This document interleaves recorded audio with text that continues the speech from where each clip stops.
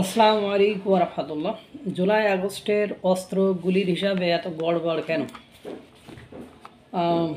আপনারা জানেন জুলাই এবং আগস্টে আওয়ামী লীগ বিরোধী আন্দোলন, যা গণঅভ্যুত্থান নামে পরিচিত, বা শেখ হাসিনা বিরোধী আন্দোলন, বৈষম্য বিরোধী, এত নামে মাত্র, বা পাগলামি বোঝানো, অর্থাৎ পাগলকে বুঝিয়ে যাতে করে অন্যদিকে ডাইভার্ট করা যায়, এরকম একটা কিছু ছিল। এই আন্দোলনে অস্ত্র এবং গুলি নিয়ে অনেক ধরনের কথা হয়েছে, যে এই আন্দোলনে গুলি অস্ত্রের ব্যবহার নিয়ে নানা মতও রয়েছে। আপনারা বিভিন্ন লোক বিভিন্নভাবে আলোক করেছেন।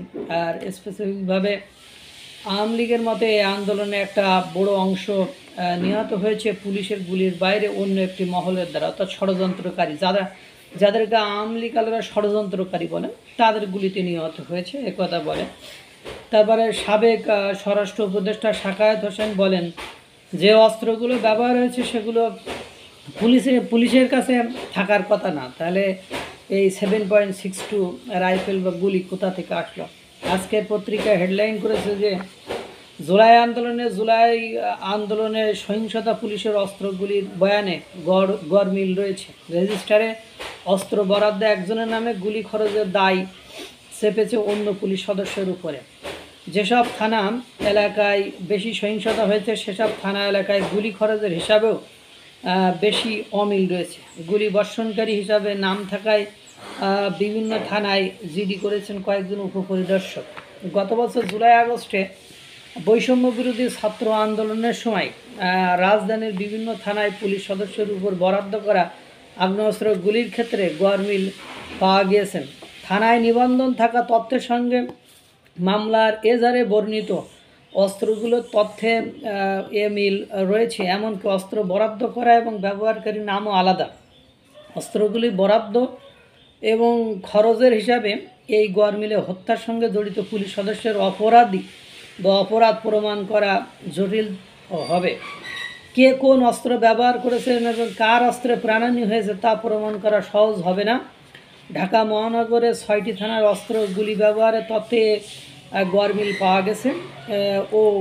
মানে এই সরকারের প্রধান কাজ ছিল কি, যে হত্যার বিচার করা, কিন্তু সেদিনও তো বর্তমান স্বরাষ্ট্র উপদেষ্টা বলল যে ভুয়া মামলা তো হচ্ছে এবং যে যেরকম পারে এই ভুয়া মামলা করছে এবং এগুলোর জন্য তারা আবার পাল্টা তদন্ত করবে। এই যে আলামত আর পারিপার্শ্বিক অবস্থা, তাদের এই বিচার হইতে সময় কতদিন লাগবে? অর্থাৎ এই বিচারটা সুষ্ঠু, সুন্দর এবং নিরপেক্ষ হবে না, বা ন্যায় বিচার হবে না, সেটা এই আজকের নিউজের থেকে আমরা সুস্পষ্টভাবে বুঝতে পারি। এবং আপনারা জানেন যে ইনডেমনিটি দিয়ে পুলিশ হত্যা যারা করেছিল তাদেরকে ক্ষমা করে দেওয়া হয়েছে। সেই সময় যারা অস্ত্র লুটপাট করেছে এখনও সে 1400 অস্ত্র উদ্ধার করা যায়নি।